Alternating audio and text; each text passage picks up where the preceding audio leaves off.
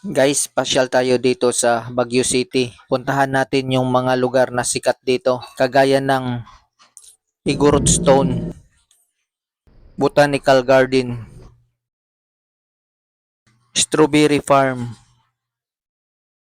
at The Mansion, at Colored House, Bell Church, at Lourdes Grotto, at saka PMA, Philippine Military Academy. At then guys, samahan nyo ako at ikotin natin lugar na to. Magpipicture tayo. Okay na. Ayan guys, pasok muna tayo dito sa entrance at kumuha tayo muna ng ticket na may halaga 130 for adults, 100 naman for children. Tara guys, pasok tayo. Kung nagustuhan nyo ang video ko, please like and share. Malaking tulong na para sa amin content creator.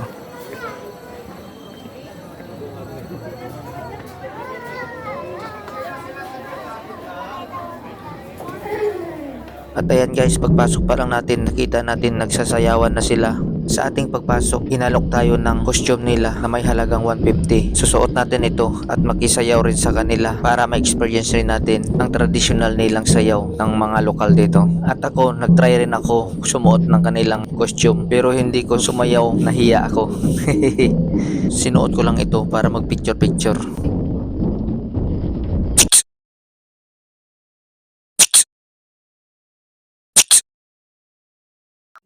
Siyempre, isali natin ito at siyang dahilan kung bakit nakarating tayo dito sa kanyang paglibre sa atin. Maraming salamat po, ate. Ayan guys, papakita ko rin sa inyo yung paikot na view dito bago tayo lumipat sa next destination natin.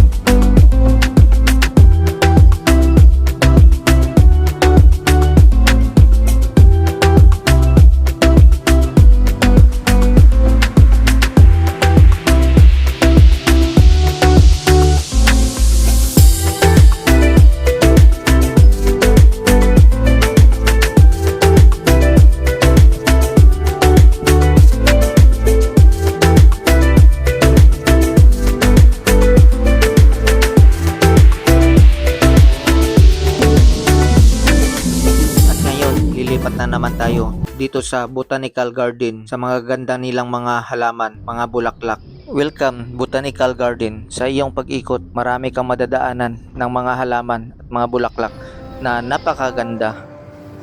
Ayan guys, tingnan ninyo yan.